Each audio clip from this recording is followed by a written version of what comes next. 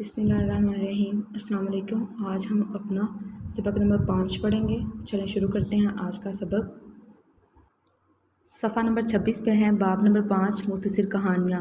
اس میں 2 short stories ہیں، ایماندار تاجر اور خلیفہ کا چراغ۔ ان دونوں کہانیوں کو پڑھنے کے بعد آپ اس میں سے سیکھ جائیں گے کہ ہمیں اپنے روزمرہ زندگی میں ایمانداری، دیانتداری سے کام لینا چاہیے اور اپنے کام خود انجام دینے کی عادت ڈالنی چاہیے۔ الفاظ معنی ہیں اس کے آپ نے کرنے، ریڈنگ آپ نے اس کی خود کرنی ہے، خود سے اچھے طریقے سے آپ نے ریڈنگ کرنی ہے۔ نیکسٹ آپ نے اس کے الفاظ معنی کرنے ہیں۔ حلال درست، ناجائز غلط، گفت و شنید بات چیت، فروخت بیچا گیا، قبضہ قابض ہونا، زوجہ بیوی یا بیگم، گاہک خریدار، خادم نوکر، شان عزت، نقص خامی، واگزار واپس لینا، عیب برائی۔ سوال نمبر 1، حضرت امام ابو حنیفہ رحمۃ اللہ علیہ کون تھے اور کیا کرتے تھے؟ حضرت امام ابو حنیفہ رحمۃ اللہ علیہ قرآن و حدیث کے بہت بڑے عالم تھے۔ آپ رحمۃ اللہ علیہ پیشے کے لحاظ سے تاجر اور کپڑے کی تجارت کیا کرتے تھے۔ سوال نمبر 2 ہے، حضرت امام ابو حنیفہ رحمۃ اللہ علیہ نے اپنے خادم سے کیا کہا؟ حضرت امام ابو حنیفہ نے اپنے خادم سے کہا کہ یہ کپڑے کے کچھ تھان ہیں، انہیں بازار میں فروخت کراؤ۔ ان میں سے ایک تھان کچھ خراب ہے، جب تم یہ تھان فروخت کرنے لگو تو گاہک کو بتا دینا کہ اس میں خرابی ہے، تاکہ گاہک دھوکے میں نہ رہے۔ خلیفہ بننے کے بعد حضرت عمر بن عبدالعزیز نے کیا کیا؟ خلیفہ بننے کے بعد حضرت عمر بن عبدالعزیز نے اپنی زوجہ کا سارا زیور سرکاری خزانے میں جمع کروا دیا۔ ان کے خاندان میں جن لوگوں نے زمینوں اور جائیدادوں پر ناجائز قبضہ کیا تھا وہ سب ان سے واگزار کروا لیا، ان سے واپس لے لیا۔ حضرت عمر بن عبدالعزیز نے اپنے مہمان سے کیا کہا؟ حضرت عمر بن عبدالعزیز نے کہا کہ جب میں اٹھ کر گیا تب بھی عمر بن عبدالعزیز تھا اور چراغ روشن کرنے کے بعد بھی عمر بن عبدالعزیز ہی ہوں۔ اپنا کام کرنے سے کسی کی شان میں کوئی فرق نہیں پڑتا۔ ہر جگہ پر کریں۔ حضرت امام ابو حنیفہ قرآن اور ڈیش کے بہت بڑے عالم تھے حدیث کے۔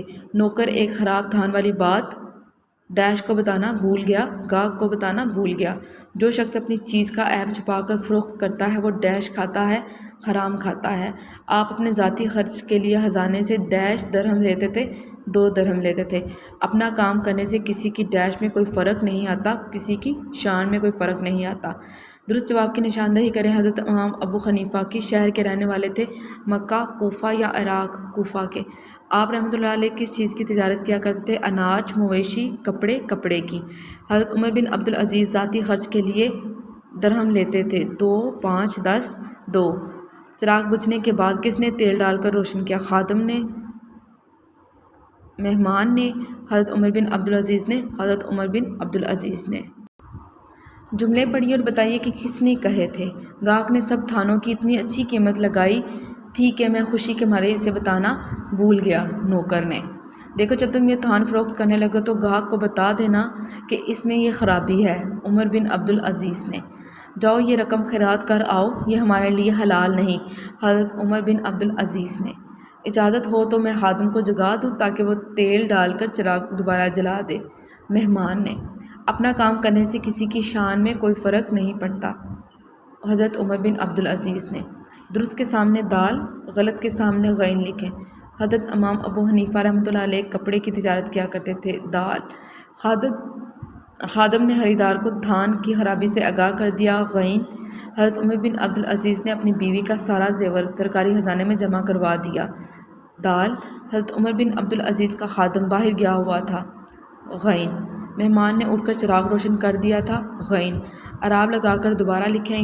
حلال، اتفاق، عیب، چراغ، روشن۔ یہ آپ نے خود اعراب لگانے ہیں۔ دیے گئے الفاظ کے جملے بنائیں۔ آمدنی، میرے ابو کی آمدنی سے گھر کا خرچ چلتا ہے۔ فروخت، یہ گھر برائے فروخت ہے۔ حلال، حلال رزق کمانے والا اللہ کا دوست ہے۔ شان، اللہ تعالیٰ کی شان سب سے نرالی ہے۔ چراغ، میرے پڑھتے پڑھتے چراغ کا تیل ختم ہو گیا۔ اصلاح تلفظ، دیے گئے الفاظ کے اعراب، الفاظ کے حروف اعراب کے ساتھ الگ الگ لکھیں۔ تجارت، زوجہ، خدمت، اخلاق، عیب، روشن۔ سوال نمبر 9 ہے سبق میں دیے گئے جلی الفاظ کی املا کروائیں۔ جلی الفاظ دیکھتے ہیں کون کون سے ہیں۔ تجارت، کمائیں، حق حلال، تھان، فروخت، حسن اتفاق، خدمت، خیرات، عیب، بنو امیہ پرہیزگار، زوجہ، ناجائز، واگزار، گفت و شنید۔